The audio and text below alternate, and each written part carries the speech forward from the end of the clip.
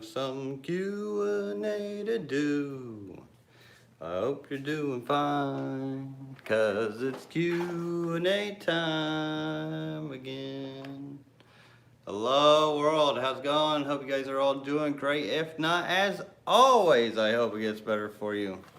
So welcome to another Friday Night Live Q&A, where you can ask the community and I keeping questions on freshwater aquariums, whether it be fish, shrimp, plants, whatever has to do with these freshwater aquariums. That is why we're here for you guys, is to help you guys and the community. So, hello everybody in the chat. Great to see all these great names in here. And let me go ahead and get into live chat and out of top chat. And I think I already saw a question, which was quick. Oh, where is everybody? I don't know. It's usually slow rolling in. It takes it like a couple minutes before everybody rolls in. Kenny Overhauls, thank you so much for the $2 super chat. Telling me to get in that live chat. I actually beat you to it this time, Candy, but I appreciate you as always. Thank you so much. Always great to see you, and hope you're doing great. And yeah. Hello. So will Corydoras do well in hard water? So you can keep Corydoras in hard water. Sometimes they'll get these calcium cysts because the osmosis through their body, they'll collect it over time. Doesn't happen to all of them. Some only certain ones that tend to prefer soft water but can still be kept in harder water. Now, to name exactly which ones are which, there's so many Cory cats out there, it would take forever. But most of them can do well in hard water, and I have done well with them in hard water. And some really like hard water as well. Well, Candy, thank you still. Alright, how many fancy fry can a fancy guppy have at one time? Really depends on the size of it. It could just be 1 to like 30 or some. Usually when they get older, they get really huge. I got these some monster mama guppies. Let me flip you over. Like with the right stock and right breed, you can get some real big ones. Let's see if she's in here, or if she'll come out. Usually the females will hang out at the bottom, which I haven't fed these guys yet, so I'm surprised the females aren't out. But the females are like twice, if not 3 times the size of them, like that big. Some little grandma females in here. And they can have a ton of babies. But on the average, I would say at least 10 to 15 sometimes. Mid-adult.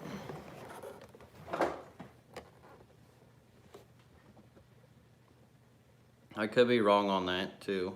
That may seem like too kind of high. That would be on the high end, I would say.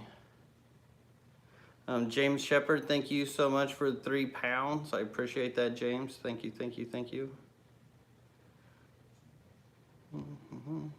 And if anybody else knows in the chat too, I'll try to keep an eye out on what they say about the guppy fry.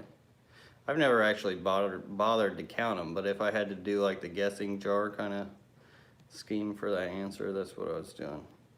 Reefing for Life 72, you ever use black diamond blasting sand, LRB?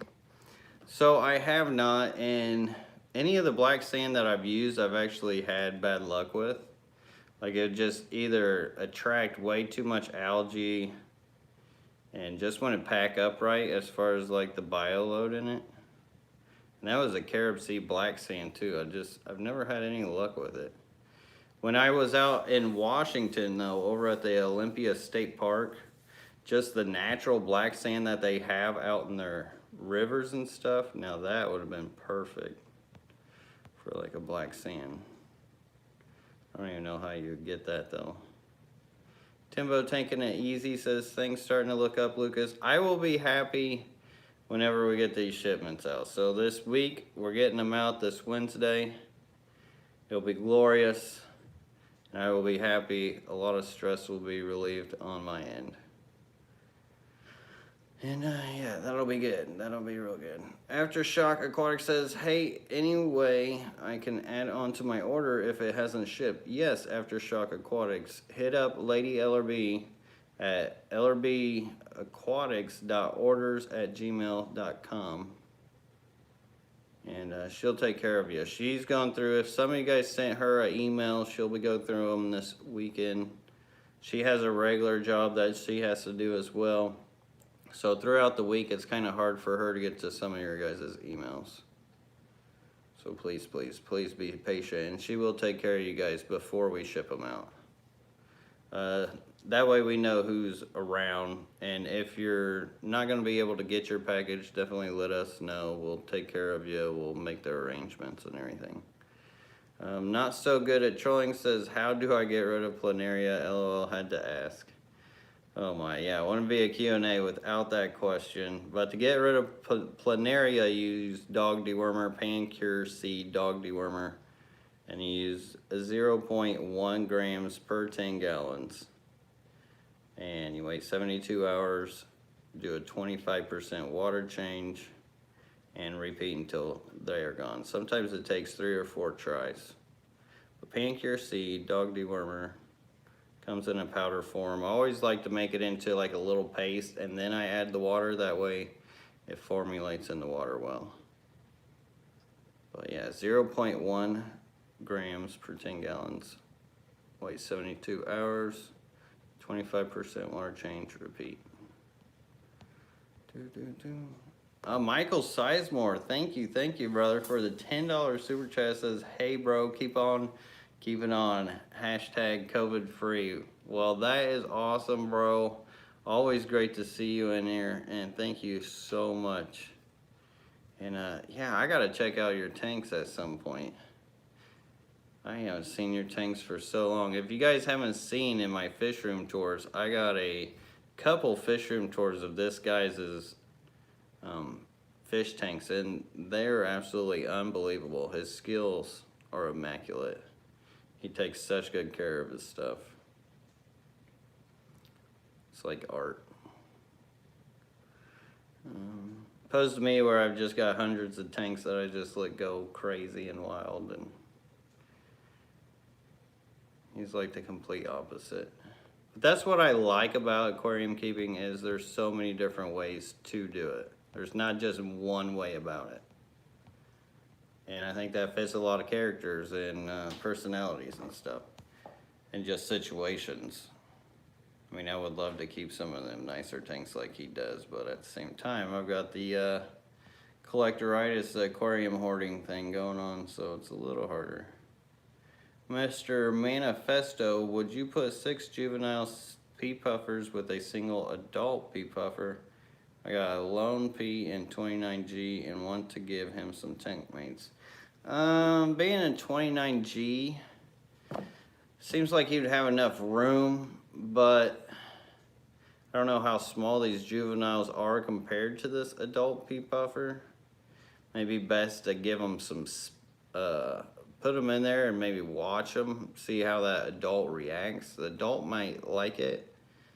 29 gallons, quite a bit of space, but at the same time they can hover across paths and the adult not take too kindly. Pea puffers are a little bit iffy in my opinion, but usually to each other they're not so bad. Deborah Sanders, are we shipping plants yet? Yes, this Wednesday we will have them all out. And it will be exciting. Like, we're gonna have to start working on it on Sunday at least. We'll probably start doing some boxes tomorrow, and which we did save all the other boxes from last time. USPS should be definitely caught up, so shouldn't have to worry about any fish lives being in jeopardy. That was the main thing.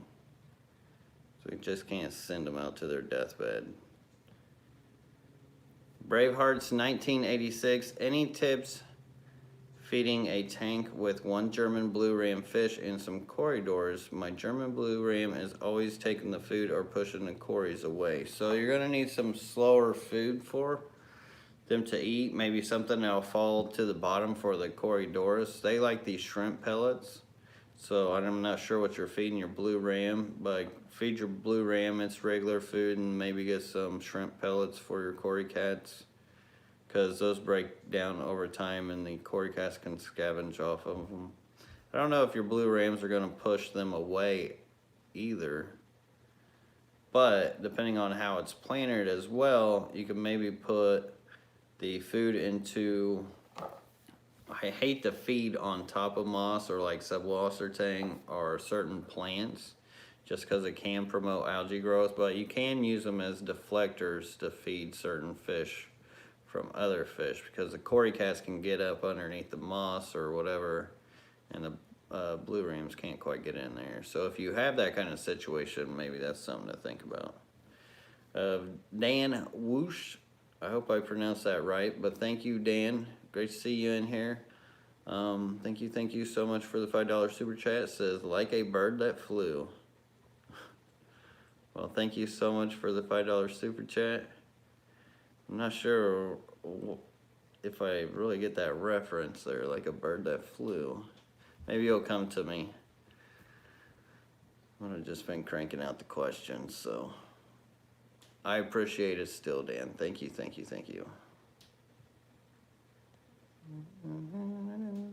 Guillermo Escobar says, hey Lucas, hope you and your business are doing well through these times. I live in Florida and want to raise rainbow fish fry in outdoor tubs. Any tips on cooling and filtration? Thanks.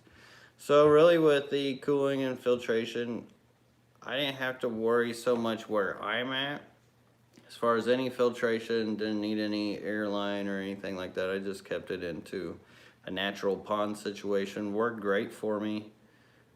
Cooling, just make sure you put them in somewhere shaded. I don't even have mine in the shade here, and the tubs could get pretty warm, like up in the 90s, and they didn't seem to mind it at all. They actually liked the heat.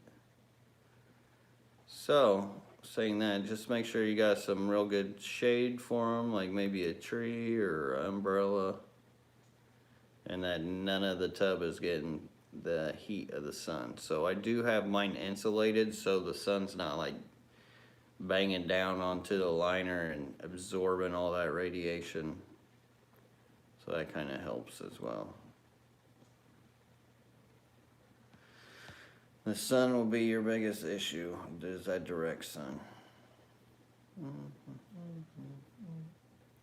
Otto Osmer says, what do you feed your fish? I feed mine Tetracolor Tropical Granules. It works great for me.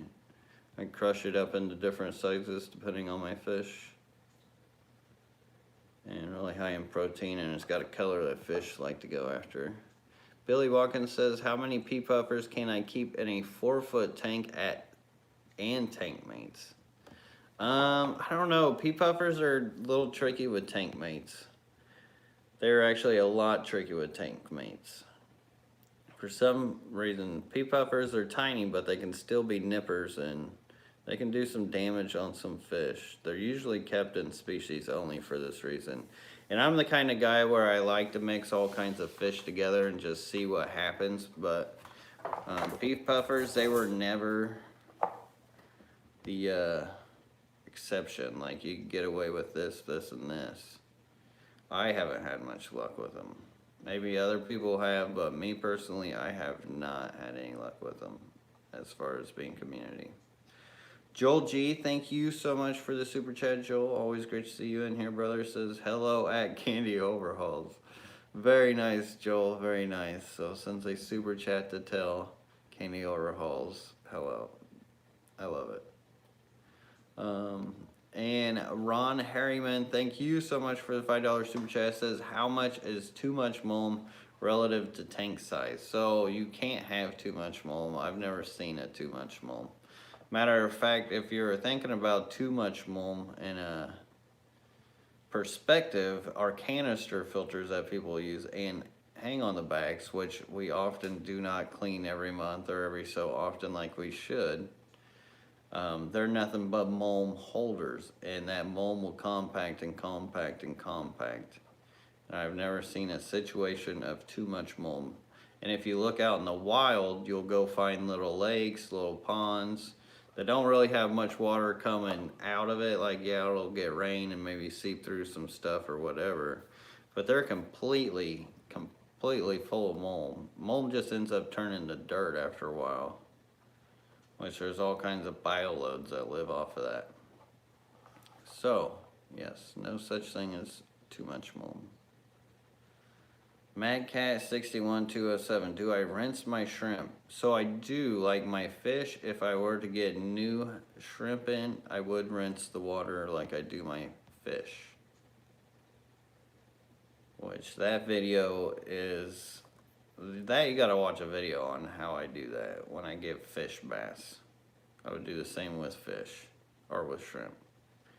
So if you type in LRB fish baths, you can find that different kind of video of what to do with your new fish. It's a lot different than just acclimating them like most people show you how to do it, where I literally give them a bath. So the last thing you really want is the water that you get your fish from to mix in with the water that you're gonna be setting up into your aquarium. Now, unless it's a trusted source and you need some cycled water, then it could help. Like, you're not gonna get much cycling material out of that water than if you were just to wait for your cycle. I mean, it could help trigger it a little bit, but it's not gonna do that much. Matter of fact, if there was anything negative within that, it could end up growing up and over the good beneficial stuff. Any word on orders placed when they will be shipped? This Wednesday, Joshua Cook, this Wednesday. It'll be awesome getting those out. Christian Dar says, what are the dimensions of the bags you use for shipping? Off the top of my head, I could not tell you off the top of my head. I think they're like 8x6 or something like that. And Chris Pinto, thank you so much for a $20 super chat. Awesome to see you in here. Bro Tato says, yo, Bro Tato. Hashtag Fish Jesus. Back to you, brother. Always appreciate you in here, Chris. Thank you so much. And Mad Cats, thank you for your super chat as well, Mad Cats. I know I saw that up here earlier. Yes, throwing down the sticker. Appreciate it. Master Fire Raptor says, hey, I bought some pennywort from you in October. It had eggs on it. I grew them out like an inch. I'm still figuring out what they are. Is there a place I could send you some photos of them? So yes, at lrbaquatics.orders@gmail.com, we can check those out, send them to Sarah, and she'll bring them to my attention. There's a possibility that they're either rainbow fish, more than likely rainbow fish. Could be some rice fish, possibly. What else is a possibility? Yeah, either rainbows or rice fish, more than likely. If it was in here, I don't know if it'd be tetras or not. Which I haven't sold them out of there. Well, that was October. That was a long time ago. So possibly. And Fire to Ashes, thank you so much for your super chat. Throwing down to $5. I appreciate it. Fire to Ashes says, is it okay to let scuds populate in a tank for a pea puffer to have access to live food, or is it a bad idea? No, that's actually a great idea, for sure. That way they will have time to colonize and know where they can go if they have to escape the pea puffer, but at the same time be able to reproduce and feed the pea puffer as well. Then on top of that, the scuds will actually eat your dying, decaying material. Scuds are like Mother Nature's greatest horticulturalists when it comes to some plants. Now, if they get too crazy, which you shouldn't have a problem having pea puffer in there, but if they did get like too overpopulated where it was just nothing but the scuds, they could just end up eating all your plants. But if it's actually a balanced kind of cycle between your fish and the scuds in your aquarium, they could be one of Mother Nature's best horticulturalists as far as like taking care of all your plants, your decaying material and all that stuff. They work awesome for that. And thank you again for the super chat. I appreciate it, Fire Dashes. And sorry if I'm missing any of your guys' questions. I do my best to try to read all of them. How many rainbows do I have? I have no idea. It's probably, I don't know, a couple hundred maybe. Matthias Ashtholm says, will you soon need to buy a larger house? I wish. I would like to, or either add another level to this house. Ultimately, what we would love to do with this house is add another level. Well, here's our two options. Is add another level to this house and then grow a greenhouse on top of it. So turn our roof into a greenhouse, which would just be completely awesome. And then we'd finish the pond up front, so we'd rough the back pond and the front pond up. And the other option would be to just move and restart everything, which isn't a bad idea, because if I got some land with a spring or a well or something like that and was really able to set up a new system the way I would like to on a bigger scale, that would be cool too. But at the same time, yeah, rooftop greenhouse summer party. That would be awesome. Not saying that I couldn't do that with the next house too, put a greenhouse on top of it. But I would like to have like my house and my fish room kind of separated.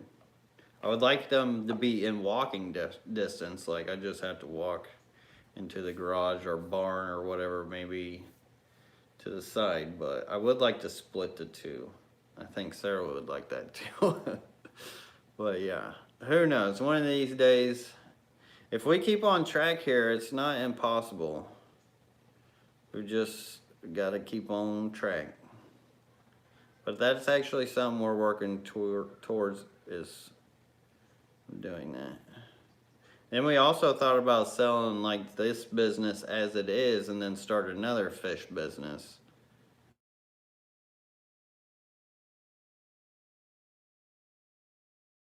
Or the stuff in here at the same time. Then we grow and expand as well. That way it's kind of like handed down. That way it doesn't all go into vain. What's your latest breeding project? I haven't really been working on breeding much right now.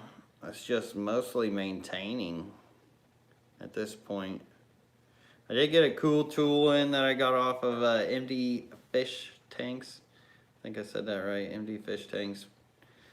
Really cool channel, but he got like this vacuum thing that he's using to pull water out, which I thought was a really cool idea. And I want to try to take that to another step to where I could really help my water change time.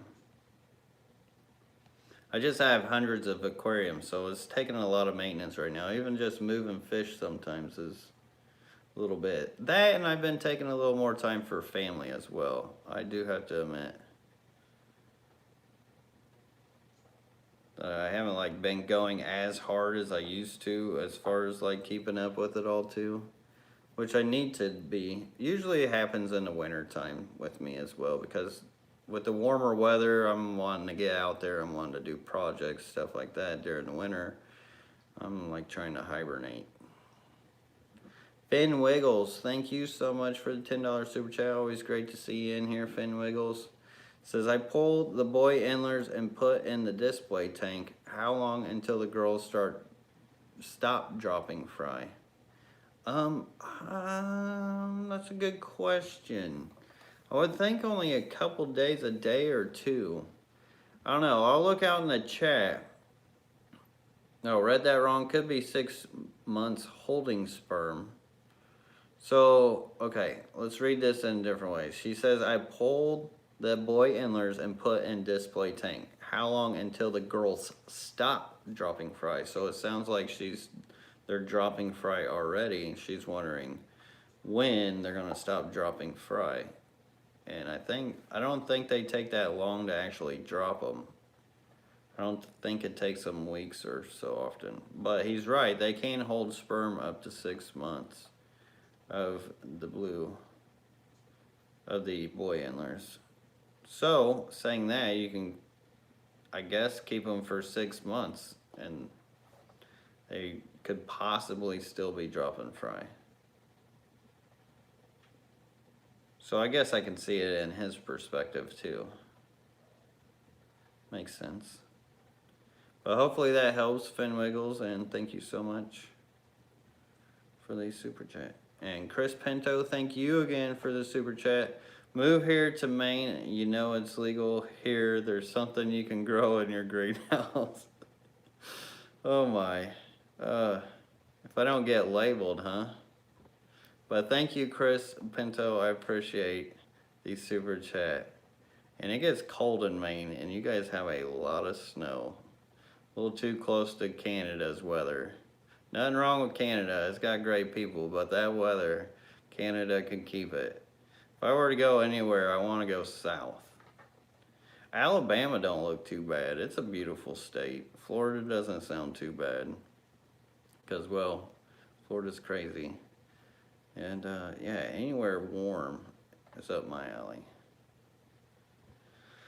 Addicted to Fish Chick, thank you so much for the $5 super chat. Thank you, Addicted to Fish Chick. And I know the feeling. I'm addicted to fish dude. But thank you for the support. I appreciate it. And Matthias Astolm. I hope I said that right. Matthias Astolm. Thank you so much for the $5 super chat. I appreciate it, brother. Thank you. You guys are awesome. Tony Romani says, what type of carbon block do you use? And hope all is well. So I actually just use carbon granules, where you can buy them in bulk. It's like, they're kind of like, what are they, rod-shaped granules? About yay big. And I just fill them up. You can get them in a rock type too.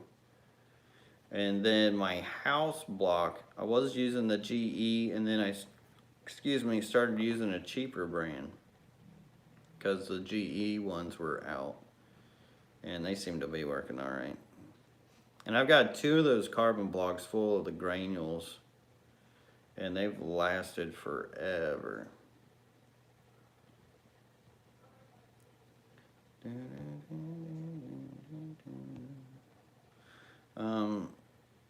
Sec Def says, my water is super hard out of the tap, GH 300 plus, KH 120, so you're looking at around 140, TDS, pH 7.8, that's actually a low pH for that. Safe for cherry shrimp and luteate and dwarf sedge, thank you. Yeah, definitely, especially with that lower pH, because with that lower pH, you're going to be able to break down that mineralization that you're getting through your water a little better than as if it was 8.6 or higher. And yeah, they'll like that. They love that mineralization. They like that harder water.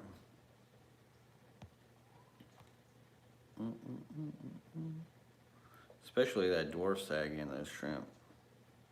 Lucas, my question is below my super chat. Forgot to add it. Oh, okay. Let me see if I can find that. Let me go cross-eyed trying to do so, but aha, I see. I can't seem to grow Amazons. I have hard well water, eco-complete, and use Secum root tabs. I heard these plants need potassium. Is buying liquid potash and potassium wasting money since they're root feeders? So they actually feed from the root and from the plant.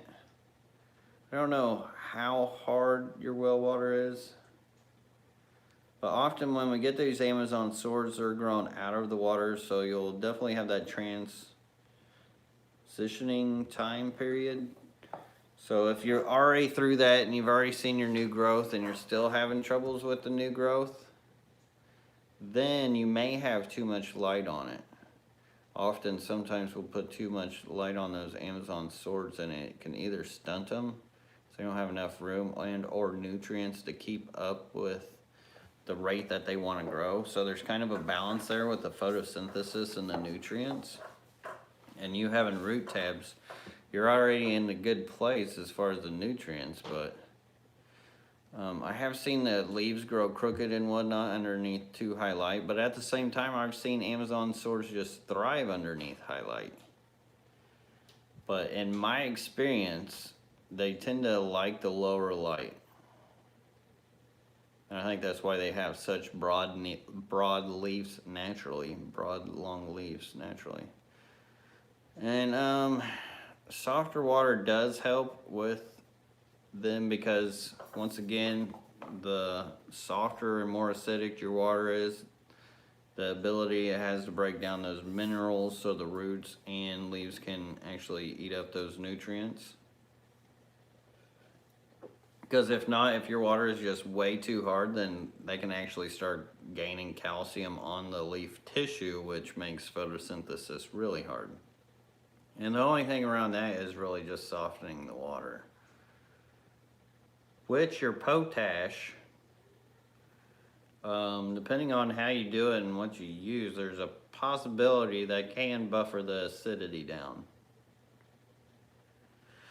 But yeah, you'd have to more than likely try to soften up the water a little bit. Maybe blend with some rainwater if you can, if you don't want to get an RO system.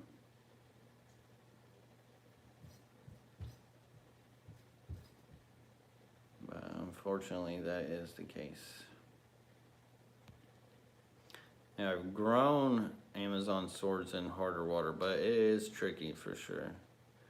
Dustin Thacker, and it does not grow nearly as well as if in a 300 TDS or less situation. You start getting up into 400 plus TDS, that's when that becomes the problem, that over mineralization.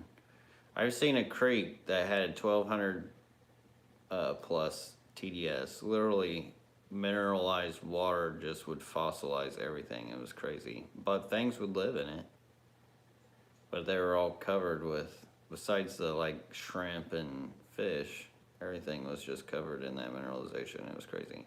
Dustin Thacker says, my cherry shrimp have almost stopped breeding out. There are live black worms living with them. Can the worms outcompete these shrimp and cause that? That's a good question. So, if that's a real good question. They can compete for food for sure, because shrimp can take their time to graze.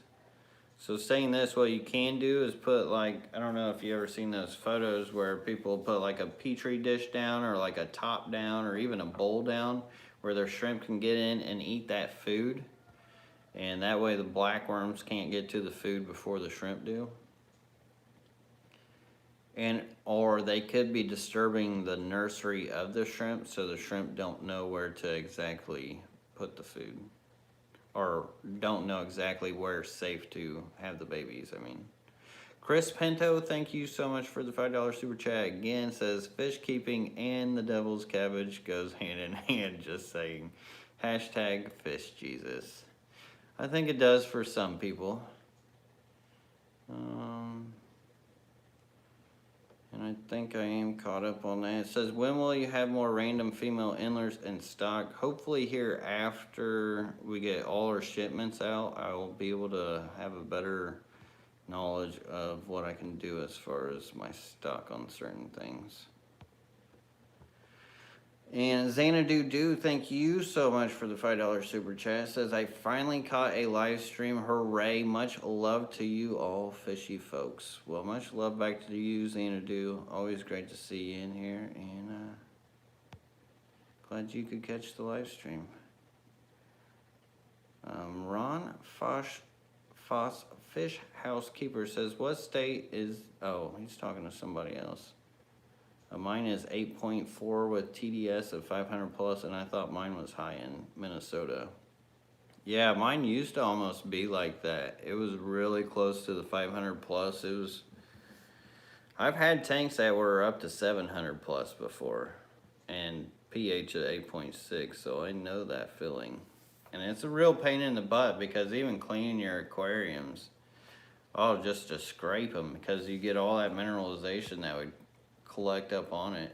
There was a time where this tank, it was so hard up with mineralization They like scraped a little mountain background scenery. Hair algae's all growing through it.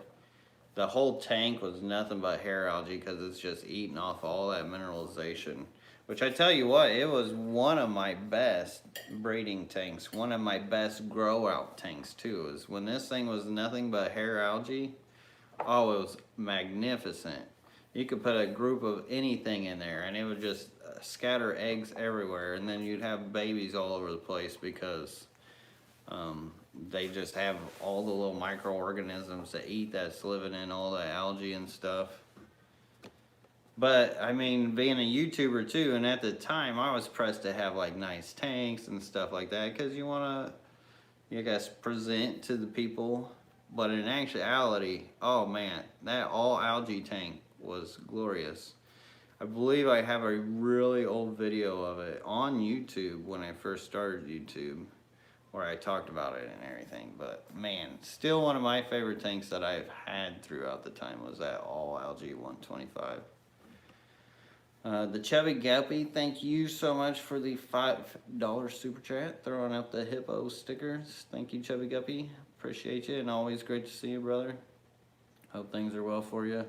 And yeah, you're in Illinois. Yeah, I'm in Indiana, so Midwest, and a lot of spots, especially the more north you go, we get super hard water. And yeah, you could age water with peat moss as well to help soften it up. That is something you can do. I can't, my chat jumped, or I would have said the name who said that, but I did not get to it in time. And I'm going to try to make my way to the bottom. Bud Aquatics, thank you so much for the $1 super chat. I appreciate that, Bud Aquatics.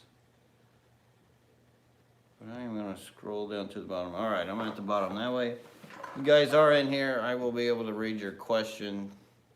And once again, sorry if I missed your guys' questions before.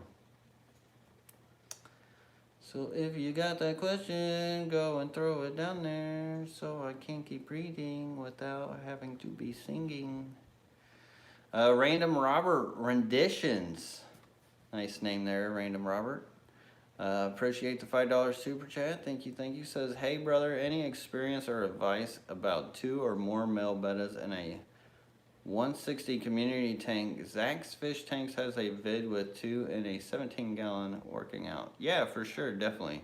Because the thing about bettas, especially if you give them a lot of space, is they're not the quickest fish. One fish may be quicker than the other. Just hope that the quicker fish is not the more aggressive one. And yeah, usually it's just too much energy for them to fight in those much spaces. And if they do, it'll be just for a moment. Because at the same time, bettas are lazy fish too. So they're not going to spend all their day just trying to attack each other. They're going to want to hunt for things, forage for things. And yeah, 160 is a lot of space. But thank you for the $5 super chat, and good luck on that whole experience. I hope it all works out well for you. And anytime it comes to certain things like that, is just watch your fish too. Because worst thing is you're gonna have to get another tank for the other fish. So, I mean, if you gotta get another tank, then so be it. It's a good excuse for the old wife or your husband, whoever, or just for yourself. I'm here to spread that multiple tank syndrome, so you gotta watch out for that. But thank you, Random Robert. Victor H says, what is your favorite Corydoras species? So I'm a big fan of the Dolphi.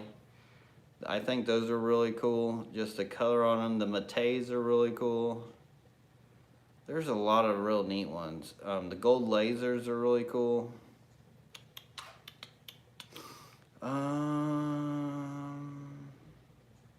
I don't know, those are probably my favorites, thinking off the top of my head.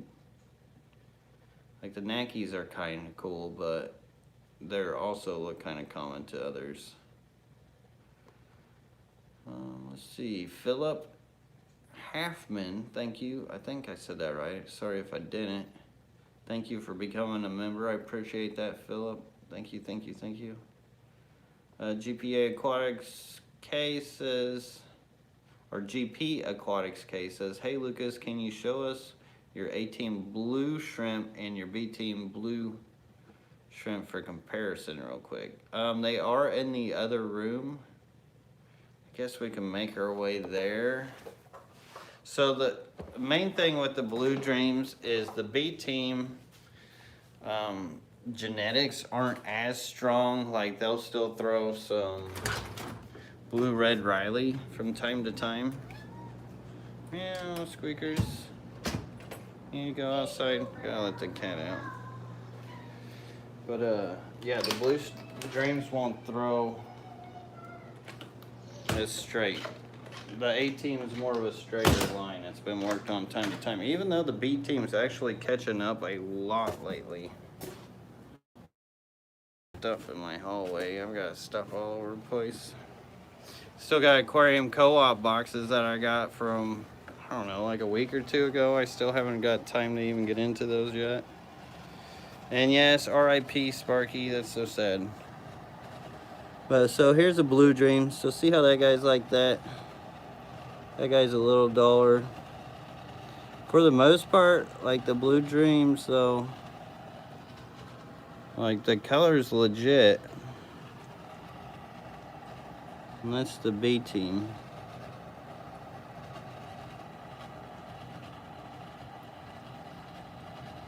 Alright. I've been throwing like some of the coals in here and whatnot.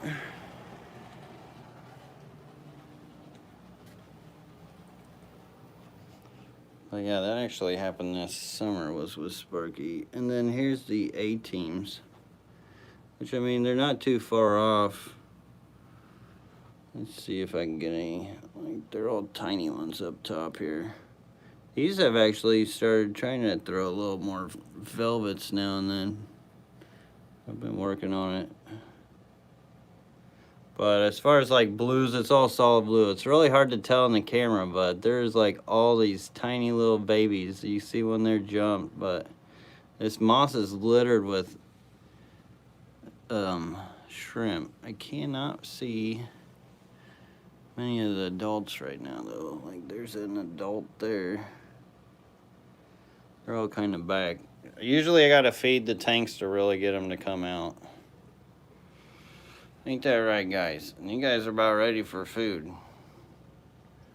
Those are some pictas.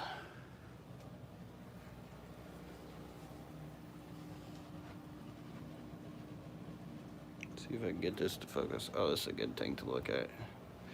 Alright, no. Yes, that was pilomoss in there. How long do you even begin to cull into something like that? How do you even begin to cull into something like that? So what you do is you feed all the fish or all the shrimp into one spot, and then you can just pick through them.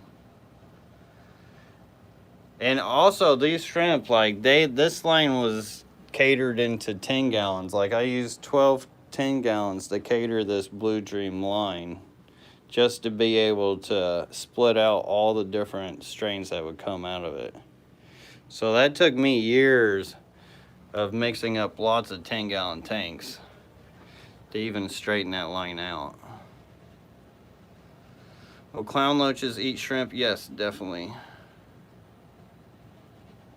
Crenchilla? I don't know what a crenchilla is, Philip. Is that, what kind of fish is that? Is that a fish? Once again, sorry if I missed your questions. Anyone know where I can get some Gary Lang Blahieri? I've tried reaching out, but no answer. I'm setting up a 220 planted tank and would like to add those babies. Yeah, the only place I know to where to get his rainbow fish, if you can't personally get a hold of them, which you always try out his fish club, was in St. Louis, Missouri, the Missouri Aquarium Society, Inc. is his club. But if not, there is Aquabid, and sometimes you can find his rainbow fish underneath the name Rainbow Fish. And here being spring, more than likely he might have something coming out. Oh, and there's a Rainbow Fish Live Facebook page that Candy just posted up there. She's an absolute doll. Thank you so much, Candy, for posting that and always helping people. Okay, can Venezuelan orange corridors do well in a 68 to 72 degree water? They can. I want to do it for a long period of time. Like, it's okay. I mean, they may be able to for a long period of time, but that's usually the kind of water you want to use to trigger them is more towards 68. And keep them in like mid 70s is good. About normal for them. But I'm sure they do alright with that. Andy.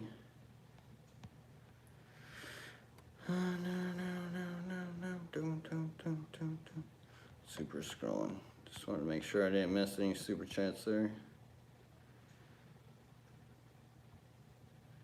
And Scott H says, I have a 1-inch dirt mix, 2-inch black blasting sand cap with driftwood, 3-month-old tank. How do I deal with the brown algae that's getting out of control? So your diatoms is what's attacking you right now, and that's usually happening into a newer type of an aquarium.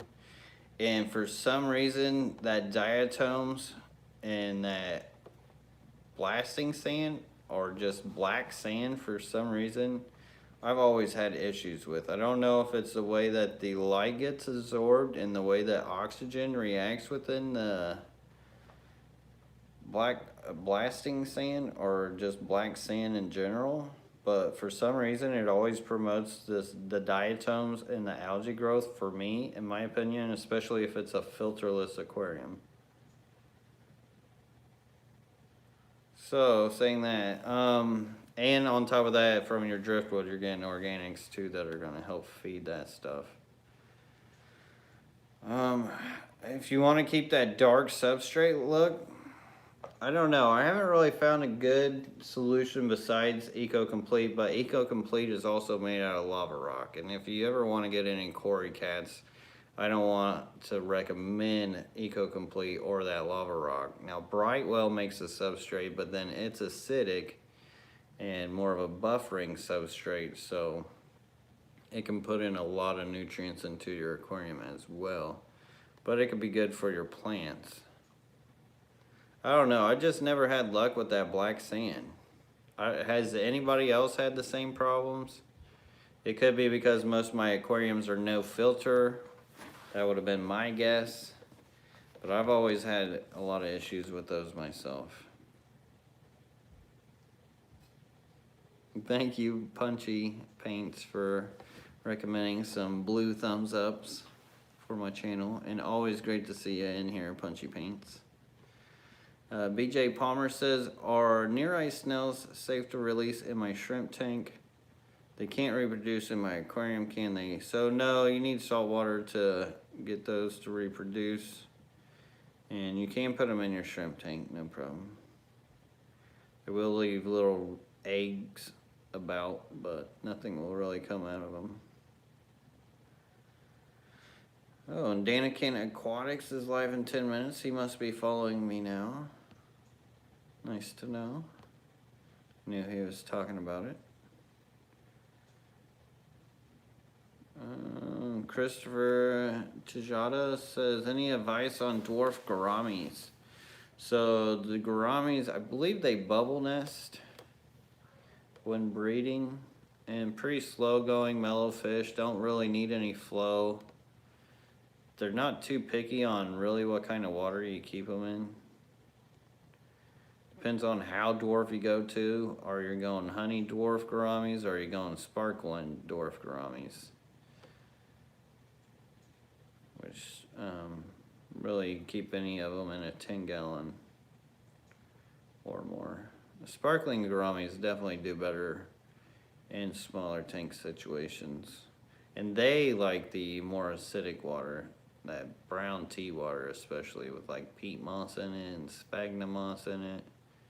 You can put a clay pot on its side. They'll put a bubble nest up there, and that's how you can breed the sparkling gouramis. I haven't read the honey dwarfs yet though. Then there's a couple other ones too, like I think powder blue and some other things. Yeah, Texas Snakes says, strange, haven't had that problem with blasting sand. Yeah, there's many people I know that like do great with the blasting sand. What I used was a Carob Sea. They had some kind of black sand. So maybe, like I haven't used the actual blasting sand, but Carob Sea had this black sand that was kind of like the blasting sand. And it just was not, it did not work that well. And it could have just been something with their product. The Tahitian Moon, the wider sand, now I love that stuff. That stuff is great. I'll dump that into anything. Plants love it. I've had great luck with it. And also airlines too, like I guess, I don't know. I don't know, fish tanks are really weird. There's, like I've been doing this a long time, you know, and there's just so many abnormalities to it that it's hard to really just pinpoint one thing onto one thing on certain things. Like, yeah, diatoms, supposedly they are usually coming from lack of oxygen too.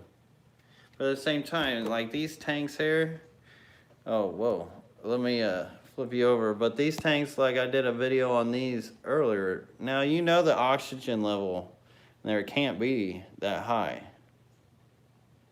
But yet there's CPDs, I got loose pinnas, I got tetras, I got guppies, I got rainbow fish, all kinds of stuff. And if you guys haven't seen this video that I put out this week, definitely recommend you checking that out.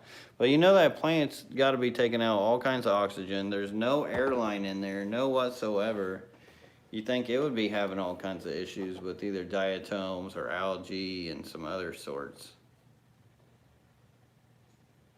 I don't know.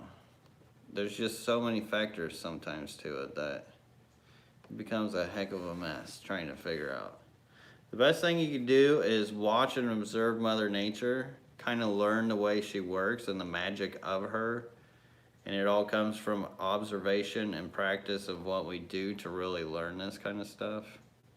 But yeah, I don't know why that black sand had given me so much issue. And Denise Chittum, thank you so much for becoming a member. Denise, thank you, thank you, thank you. I appreciate it. And that is awesome of you. How do you breed Harlequin Rasboras? So they actually lay eggs up underneath leaves. They like to breed, they're kind of the fish that prefers certain types of plants to breed. Something like a Nubius or Amazon sword leaves. Crypt leaves maybe. They like a nice broad leaf to get up underneath and lay their eggs up on. It's really wild. They prefer like the more neutral water, mid 70s, high 70s would be good. Good live food, diet, their own tank.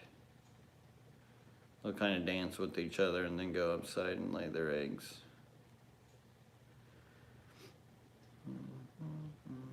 It's raising the fry on those Rasboras. That can be tricky.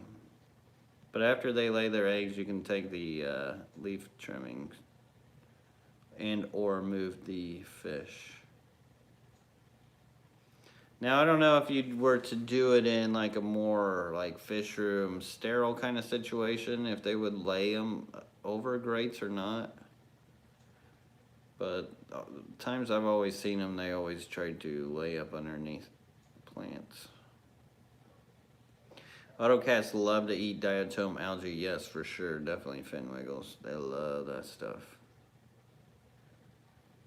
Kim Cunningham says use black sand in almost all her tanks.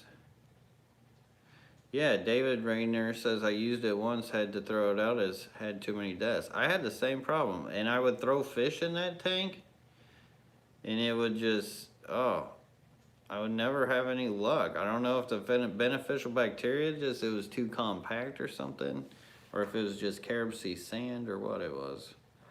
Ryan Phil Many says, I love my black media blasting sand. I capped my dirt tank with it. I do like dirt in that tank though. I got some dirt from my backyard in some of these tanks, and I tell you what, I can grow, especially with like a sword plant or even vow and stuff like that. Oh man, with that iron rich backyard dirt I got in there, that stuff loves it. B-Star says 17-gallon mini pond year-round. Thinking white clouds. Any advice? Which plants should I use? Water goes up to 85 degrees. Planaria is a great plant for outside. One of my favorites. Yeah, Planaria. It can grow pretty much anywhere. Crypts are always good too. But with those white clouds, you're probably going to get tighter space for eggs to drop and babies to hide with the Planaria than you would the crypts. What fish pair well with mollies in a 10-gallon? Ooh, mollies in a 10-gallon is kind of small in my opinion, because mollies can get pretty good size. They like to mouth stuff. Then they're definitely not going to breed a whole lot. Now there are smaller mollies out there, but if these are like full-on, full-size mollies, or they're gonna get full-size mollies, then I may think about a bigger tank, like a 20-gallon or something.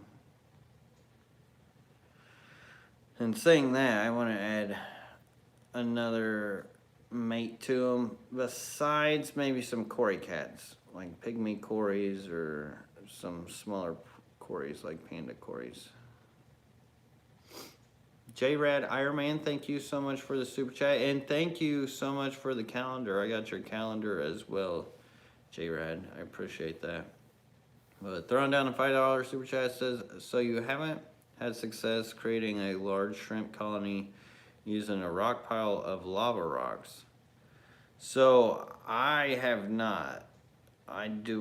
Wait, have I? I mean, I think you could do it with shrimp. I think there's one time I may have had a colony, but either way, I'm not going to use them again in my experience, the lava rock, because even for the shrimp, it could be hard on some shrimp. Just because maybe I don't know, maybe they get cut on the legs or something. And just the way that lava rock reacts and holds stuff, I don't know. I just haven't had much luck with some lava rock. It could be the food getting into it as well. Maybe that's part of the problem. Maybe I was having food get into my lava rock crevices and then it was getting old and rotting in there, and that could cause issues. But yeah, I'm not a big fan of lava rock in tanks. But with shrimp, it could kind of be different. Just be careful on how you feed it. But I just prefer regular inert rock piles that are nice and smooth. That way there's no chance of any like cuts or anything on the shrimp. Patience is important. Yes, very, very important in this hobby. And I think that's why I have so many aquariums, because I'm not that patient naturally. And since I wasn't that patient naturally, I've just kept making fish tanks and getting fish tanks to cover that patience. But it is important, and over time I have had that patience with all these tanks and learned a lot from doing it, because I don't have, like, I don't know, I've been forced to be patient with them by having so many, because I don't. When you only got a couple of tanks, if I were to only have like a few tanks, I would constantly be messing with them, constantly. And I think that's where a lot of problems come up too, is when you're constantly putting in your human error into an aquarium, then you can start causing problems. But if you're staying out of them and just letting Mother Nature do her thing, you could learn a lot. J-Rad Ironman says, you have an older YouTube video. You said you never bred a large colony of shrimp with lava rocks. Said maybe it was causing micro cuts on the shrimp. Yeah, and I stick to that now. And it could definitely happen to fish as well. You gotta watch that lava rock, it's sharp.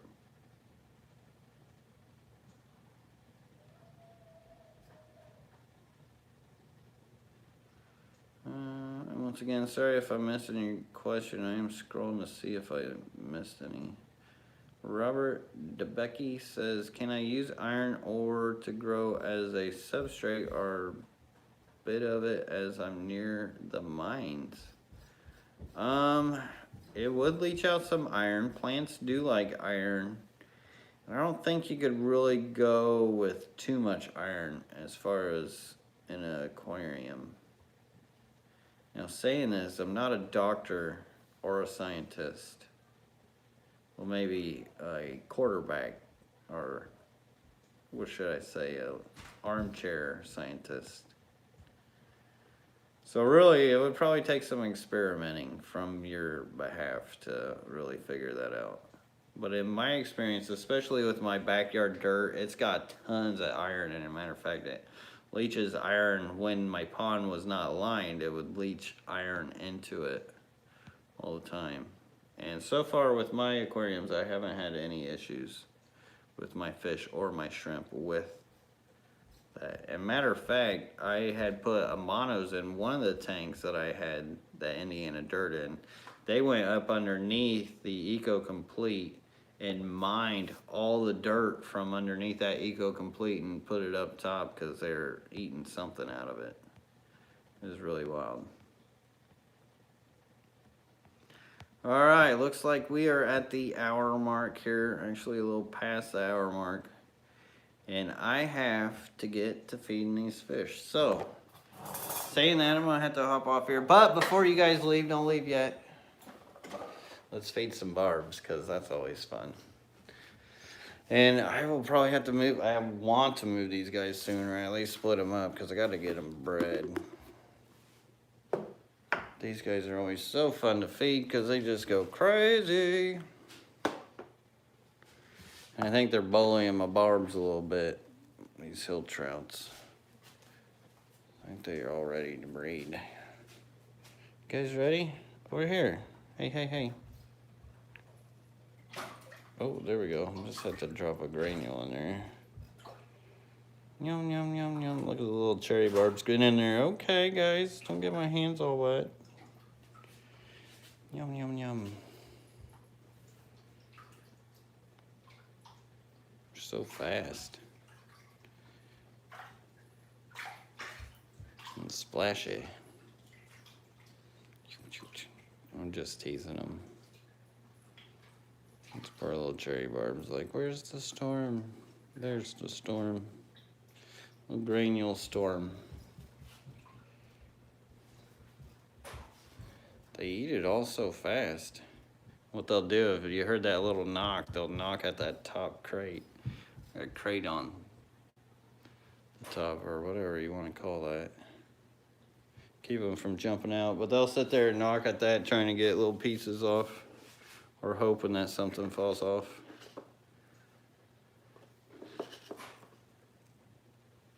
Oh, you know I got granules. Got all the granules. Yum, yum, yum. Whoa!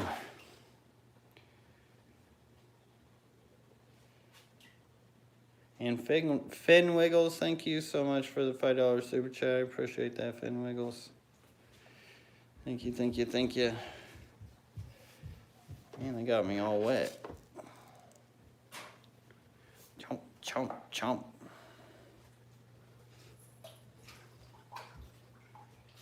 Yum, yum, yum, yum.